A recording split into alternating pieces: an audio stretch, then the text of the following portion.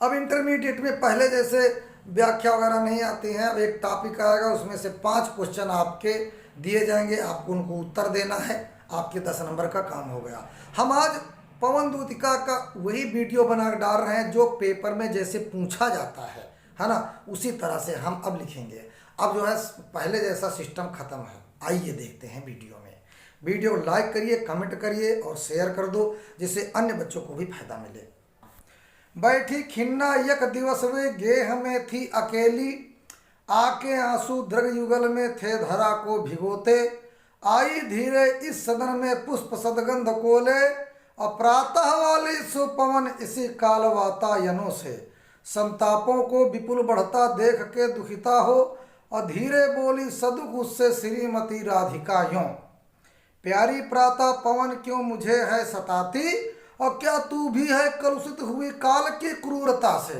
इतना टॉपिक आएगा पेपर में, जो है 5 क्वेश्चन पूछे जाएंगे। तो पहला क्वेश्चन है प्रस्तुत पद्यांश के पाठ एवं कवि का नाम लिखो। अब देखो, अगर पाठ का नाम और कवि का नाम सही नहीं लिखा तो 4 क्वेश्चन के जो और हैं उसके नंबर नहीं मिलेंगे। ये जरूरी लिखना आपको। तो यहाँ पर उत्तर डाल दीजिए कि प्रस्तुत पद्यांश पवन दूतिका शीर्षक कविता से अवतरित है। इसके रचनाकार कवि अयोध्या सिंह उपाध्याय हरिऔध है। यह आपका 2 नंबर का काम हो गया। इसके बाद दूसरा क्वेश्चन है कि रेखांकित अंश की व्याख्या कीजिए। अब भैया जहाँ जहाँ रेखा खींची है वहीं पर आपको व्याख्या करना है। तो रेखा कहाँ खींची, लिखा है क्या तू भी है कलुषित हुई काल की क्रूरता से। तो यहाँ पर हेडिंग डालो रेखांकित अंश की व्याख्या। तो राधा कहती है क्या तू भी है कलुषित हुई काल की क्रूरता से। राधा कहती है कि हे हवा, हे वायु, क्या काल की क्रूरता से तू भी ऐसी कठोर हो गई है जिससे तू मुझे सता रही है। यानी समय तुम्हें खिलाफ है ही, क्या तुम भी मेरे खिलाफ हो गई हो। ये हवा से कह रही, वायु से कह रही।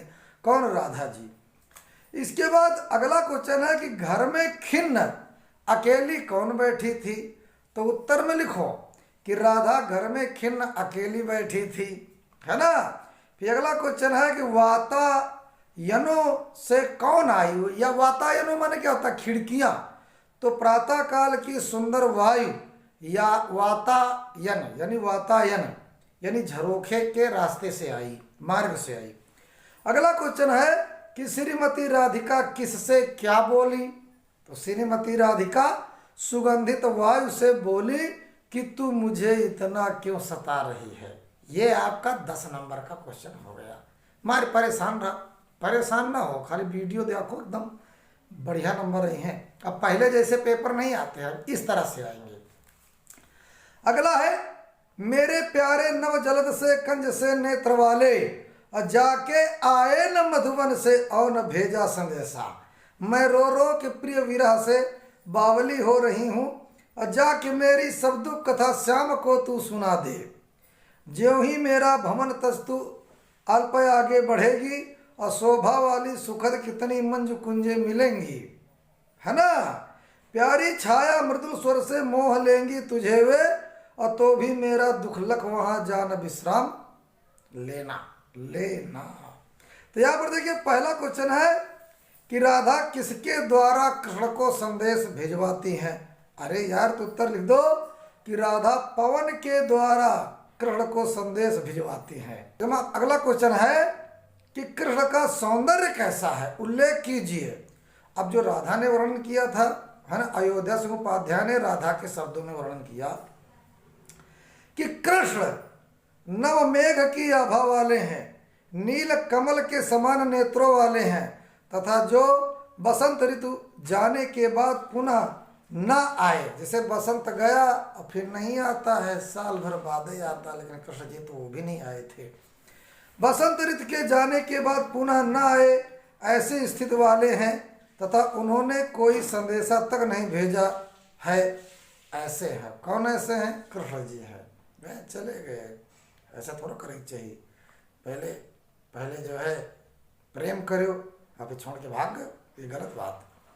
अगला क्वेश्चन है कि राधा की मनोदशा का वर्णन कीजिए, है ना। तो उत्तर में लिखना कि राधा जी श्री कृष्ण के वियोग में रो रो के कर पागल सी हो रही थी, वे बहुत ही दुखी थी। संदेश प्रेषिका ने नवजलद से कंज से नेत्र वाले शब्द किसके लिए प्रयोग किया है? बहुत ध्यान से देखना। संदेश प्रेषिका ने नवजलद से कंज से नेत्र वाले शब्द श्री कृष्ण ने प्रयोग किया। प्रेषिका कौन है यहाँ पर? राधा जी। इसके बाद बच्चों यहाँ पर मधुवन जाकर किसने कोई संदेश नहीं भेजा? तो मधुवन जाकर श्री कृष्ण ने कोई भी संदेश नहीं भेजा। इसके बाद अगला क्वेश्चन आता है आपका बावली और अल्प। एक कुछ शाब्दिक अर्थ पूछते हैं, बावली और शब्द का अर्थ बताओ। तो बावली का अर्थ है पागल तथा अल्प का अर्थ है थोड़ा सा कम। फिर अगला क्वेश्चन है कि रेखांकित अंश की व्याख्या कीजिए। अब हेडिंग डालो रेखांकित अंश की व्याख्या और डाट डाट लिख दो। मेरे प्यारे नवजलद डाट डाट भेजा संदेशा। राधा कहती है कि मेरे प्रिय श्याम की आभा नवनीरद यानी नए बादल के समान है, उनके नेत्र नील कमल जैसे सुंदर हैं, वे संदेशा नहीं भेजने वाले हैं एवं बीता बसंत कभी न लौटे जैसे स्वभाव वाले हैं। कौन? कृष्ण जी। अब यहाँ पर बच्चों अगला क्वेश्चन आपका आता है कि उपर्युक्त पद्यांश से संबंधित कविता का शीर्षक तथा उसके रचयिता का नाम लिखिए। तो आप लोग वही लिख देना कि प्रस्तुत पद्यांश पवन दूतिका शीर्षक कविता से अवतरित है और इसके रचनाकार अयोध्या सिंह उपाध्याय हरिऔध है। आगे चलते हैं। जाते जाते अगर पथ में क्लांत कोई दिखावे तो जाके सन्निकट उसकी क्लांतियों को मिटाना। धीरे धीरे सरस करके गात उत्ताप खोना, सदगंधों से श्रमित जन को हर्षितों सा बनाना। लज्जाशीला पथिक महिला जो कहीं दृष्टि आए, होने देना विकृत वसना तो न तू सुंदरी को। जो थोड़ी भी श्रमित वह हो गोदले श्रांति खोना, होठों की और कमल मुख की म्लानताएं मिटाना। अब देखिए पहला क्वेश्चन, राधा पवन को क्लांत व्यक्ति के संबंध में क्या समझाती है? तो उत्तर में लिखना कि राधा क्लांत व्यक्ति के विषय में कहती है कि हे पवन, यदि तुझे मार्ग में कोई क्लांत यानी रास्ते में कोई दुखी थका हुआ व्यक्ति दिखाई दे तो तू उसके निकट जाकर उसकी सभी प्रकार की थकानों को मिटा देना। अगला क्वेश्चन, राधा ने पवन को पथिक महिला के साथ कैसा व्यवहार करने के लिए निर्देश दिया? नंबर खाम देखिए। राधा पवन से कहती है कि यदि मार्ग में तुझे कोई लज्जालु महिला शर्मीली महिला दिखाई दे तो तू उसके वस्त्रों को उड़ाकर उसे विकृत वस्त्रों वाली मत बनाना, उसके कपड़ों को मत उड़ाना जिससे उसके अंग उधड़ जाएं, खुल जाएं, है ना। अगला क्वेश्चन देखिए, कमल मुख में कौन सा अलंकार है? तो कमल मुख में रूपक अलंकार है। अगला क्वेश्चन, रेखांकित अंश की भावार्थ स्पष्ट कीजिए। अब जहां जहां रेखा कहा धीरे धीरे परस करके गात उत्ताप खोना, सदगंधों से समृद्ध जन को हर्षितों सा बनाना, इसका आपको अर्थ लिखना, सबका नहीं लिखना है। आजकल जितना पूछा जाए उतना लिखो।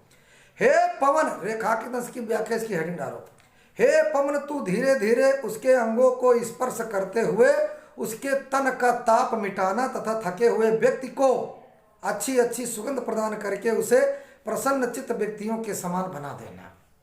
इसके बाद नंबर अगला देखिए, उपर्युक्त पद्यांश के पाठ का शीर्षक और उसके कवि का नाम लिखो। जो पहले लिखा रहा वह हो जाएगा कि वो प्रस्तुत पद्यांश पवन दूतिका और शीर्षक कविता से है ना, मतलब जो है कविता से अवतरित है। उसके रचनाकार कवि अयोध्या सिंह उपाध्याय हरिऔध है। अगला देखिए, कोई क्लांता कृष्ण ललना खेत में जो दिखावे और धीरे धीरे परस उसकी क्लांतियों को मिटाना, और जाता कोई जलद यदि हो व्योम में तो उसे ला, छाया द्वारा सुखित करना तप्त भूतांगना। कोई माँ पहला वाला मिला लो, लज्जाशीला पथिक महिला जो कहीं दृष्टि आए, होने देना विकृत वसना तू न तू सुंदरी को। जो थोड़ी भी श्रमित हुआ हो गोदले श्रांति खोना, होठों की और कमल मुख की मलानताएं मिटाना। तो यहाँ पर पहला क्वेश्चन है कि वियोगिनी राधा लज्जाशील महिला के लिए पवन से क्या कहती है? तो लिख देना कि वियोगिनी राधा लज्जाशील महिला के लिए पवन से कहती हैं कि तू उस सुंदरी को विकृत वस्त्रों वाली मत बनाना, है ना, मत बनाना। इसके बाद अगला क्वेश्चन है कि राधा कृषक ललना की थकावट को दूर करने के लिए पवन को क्या समझाती है? यानी किसान की लड़की को राधा थकावट दूर करने के लिए पवन से कहती हैं कि यदि कोई पथिक महिला राधा कृष्ण ललना की थकावट को दूर करने के लिए पवन से कहती हैं कि यदि कोई कृषक ललना या पथिक महिला, दोनों लिख दो, तुम्हें दिखाई दे तो हे पवन तुम उसका स्पर्श करते हुए समस्त थकान मिटा देना, है ना। अगला क्वेश्चन है व्योम तथा भूतांगना का अर्थ स्पष्ट कीजिए। तो बच्चों व्योम आकाश को कहते हैं तथा भूतांगना का अर्थ है प्राणी की पत्नी, किसी आदमी की पत्नी, भूतांगना। रेखांकित अंश की व्याख्या कीजिए। तो हेडिंग डालो रेखांकित अंश का भावार्थ। तो जहाँ जहाँ रेखा है कि जो थोड़ी भी श्रमित हुआ हो, गोदले श्रांति खोना, होठों की और कमल मुख की म्लानताएं मिटाना, इसका हमें अर्थ लिखना। राधा कहती हैं कि हे पवन यदि कोई महिला थोड़ी सी भी थकित हुई हो तो उसे गोद में लेकर उसकी थकान को मिटा देना, उसकी होठों एवं मुख रूपी कमल की समस्त म्लानताएं को मिटा देना। इसके बाद रेखांकित अंश का भावार्थ हो गया। उपयुक्त कविता का शीर्षक एवं कवि का नाम लिखिए। तो उपयुक्त पद्यांश पवन दूत का शीर्षक कविता से अवतरित है। इसके रचनाकार कवि अयोध्या सिंह उपाध्याय हरिऔध है। अगला क्वेश्चन देखिए। नीले फूले कमल दल सी गात की श्यामता है, पीला प्यारा बसन कटी में पहनते हैं फबीला, और छूटी काली अलक मुख की कांति को है बढ़ाती, और सदवस्त्रों में नवल तन की फूटती सी प्रभा है, सांचे ढाला सकल वपु है दिव्य सौंदर्यशाली, सत्पुष्पों सी सुरक्षित हर संरक्षित उसकी प्राण संपोषिका है, दोनों कंधे वृषभ वर्षे हैं बड़े ही सजीले, और लंबी बाहें कल्ब करसी शक्ति की पेटिका है। तो पहला क्वेश्चन है राधा पवन से कृष्ण को पहचानने का क्या उपाय बताती है। राधा हवा से कहते हैं कि कृष्ण को पहचानी हो कैसे। तो उत्तर में लिखो राधा श्री कृष्ण को पहचानने हेतु पवन से कहती हैं श्री कृष्ण का शरीर श्यामल है, वे पीताम्बरधारी हैं, उनके मुखमंडल पर लटकते केश मुखमंडल को शोभित करने वाले हैं, सुंदर वस्त्रों से उनके तन की प्रभा फूटती है सी है, सुंदर शरीर है, वृषभ के समान कंधे हैं तथा वे आजान बाहु हैं, लंबी भुजाओं वाले हैं। इसके बाद क्वेश्चन आता अलग तथा सकल शब्द का अर्थ लिखिए। अलग का अर्थ है लटकते घुंघराले बाल तथा सकल का अर्थ है संपूर्ण। अगला क्वेश्चन है कि कलबकरसी में कौन सा अलंकार है। कलबकरसी सी शब्द आया उपमा अलंकार है। इसके बाद रेखांकित अंश का भावार्थ लिखिए। तो हेडिंग डालो रेखांकित अंश का भावार्थ। तो कहाँ कहाँ रेखा खींची। दोनों कंधे वृषभ वर्षे हैं बड़े ही सजीले, और लंबी बाहें कल्बकरसी शक्ति की पेटिका है। यहाँ पर इसका केवल व्याख्या करना। तो उनके दोनों कंधे श्रेष्ठ बैल से सज्जित कंधों के समतुल्य हैं तथा उनकी लंबी भुजाएं हाथी के बच्चे की सूंड तुल्य, सूंड की तरह, शक्ति की पेटी की तरह है, पेटी की तरह है। अगला क्वेश्चन है कि पाठ का शीर्षक एवं कवि का नाम लिखिए। भाई जो पहले बताओ रहा भाई लिख दो कि पाठ का शीर्षक पवन दूत का और लेखक का कवि का नाम अयोध्या सिंह उपाध्याय हरिऔध। होगा काम। आगे देखिए। सूखी जाती मलिन लतिका जो धरा में पड़ी हो तो पांवों के निकट उसको शाम के ला गिराना, यो सीधे से प्रकट करना प्रीत से वंचिता हो, मेरा होना अति मलिन और सूखते नित्य जाना। कोई पत्ता नवल तरुका पीत जो हो रहा हो तो प्यारे के द्रग युगल के सामने ला, उसे ही धीरे धीरे समन रखना और उन्हें यो बताना, पीला होना प्रबल दुख से प्रोसिता सा हमारा। तो यहाँ पर बच्चों राधा पवन से पृथ्वी पर पड़ी हुई लता को क्या करने के लिए कहती हैं। तो यहाँ पर इसका अर्थ होगा आपका। तो राधा पवन से पृथ्वी पर पड़ी लता को श्री कृष्ण के चरणों के निकट ले जाकर गिराने को कहती है ना। इसके बाद अगला क्वेश्चन है कि राधा सूखी और मलिन लतिका के माध्यम से पवन दूतिका के द्वारा क्या संदेश दिलाना चाहती है। तो यहाँ पर बच्चों आप लोग ये लिखना कि इससे राधा ये संदेश देना चाहती हैं कि इससे श्याम को वियोग व्यथिता मेरी याद आ जाएगी, मेरी याद आ जाएगी। इसके बाद अगला क्वेश्चन है पीले पत्ते को श्री कृष्ण के सामने लाने से राधा का क्या मतलब है। यहाँ पर देखिए पीले पत्ते को श्री कृष्ण के समक्ष लाने से राधा जी का मतलब ये है कि वह प्रोसिता पतिका यानी राधा मेरे मुखमंडल की पीतिमा यानी पीलेपन का अनुभव करेंगे। पीला पीला पत्ता दिखे तो अपने दिल में ये एहसास करें कि हमारी प्रेमिका, हमारी जो राधा है वो भी पीली पड़ी जा रही हैं। उपर्युक्त उद्धरणों में व्यक्त रस का नाम लिखकर उसके स्थायी भाव का उल्लेख कीजिए। तो इन उद्धरणों में विप्रलंब श्रृंगार रस है जिसका स्थायी भाव रति है। इसके बाद अगला क्वेश्चन प्रोसिता सा में कौन सा अलंकार। प्रोसिता सा में उपमा अलंकार की छटा द्रष्टव्य है। रेखांकित अंश की व्याख्या कीजिए। जहां जहां रेखा खींची है वहां व्याख्या करेंगे। हे पवन, हेडिंग डालो। हे पवन, तुम धीरे धीरे संभल कर पीत वस्त्र को श्री कृष्ण के चरणों में रख देना और इस प्रकार उनसे कहना कि राधा भी आपके वियोग जन्य अति दुख में पीतवर्णी हो गई है, पीले पीले चेहरे वाले हो गई है, पीले पीले चेहरे वाली हो गई है। पाठ का शीर्षक तथा रचयिता का नाम लिखिए। प्रस्तुत पद्यांश पवन दूत का शीर्षक कविता से अवतरित है। इसके रचनाकार कवि अयोध्या सिंह उपाध्याय हरिऔध हैं।